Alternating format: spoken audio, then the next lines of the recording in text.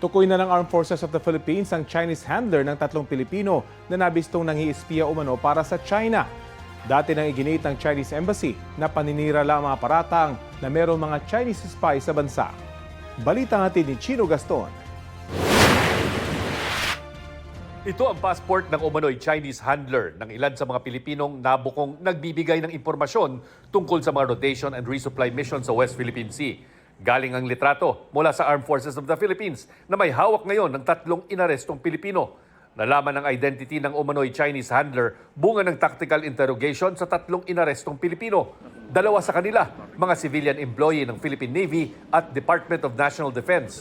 Ang pangatlo, isang negosyante na malapit lang sa isang opisyal ng PCG na palihim niyang kinuhanan ng impormasyon. Ang nag-handle talaga dito is PRC National, and there are instances na pumupunta siya rito sa Pilipinas. Sometimes they meet in another country, but most of the time, kapag tumatanggap siya ng mga information, pumupunta dito yung Chinese national na yan. We already have the name of that Chinese intelligence personnel na nag-handle ng mga ganitong informant system natin na binabayaran nila. It ranges from 5 to 6 digits ng bayad sa kanila. And for every information niya, it is immediately settled. Habang patuloy ang investigasyon, rerepasuhin daw ng PCG ang sistema nila sa pag-handle ng sensitive information para di na makompromiso ang mga operasyon sa West Philippine Sea.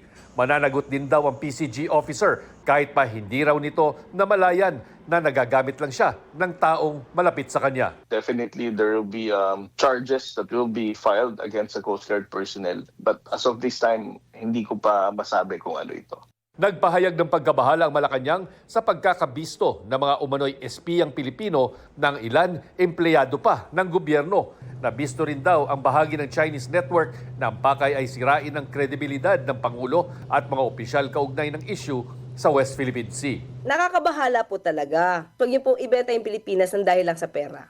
Dati nang sinabi ng Chinese Embassy na paninira at gawa-gawa lamang ang mga paratang na may Chinese spy sa bansa para sirain ang relasyon ng China sa Pilipinas. Chino Gaston nagbabalita para sa GMA Integrated News.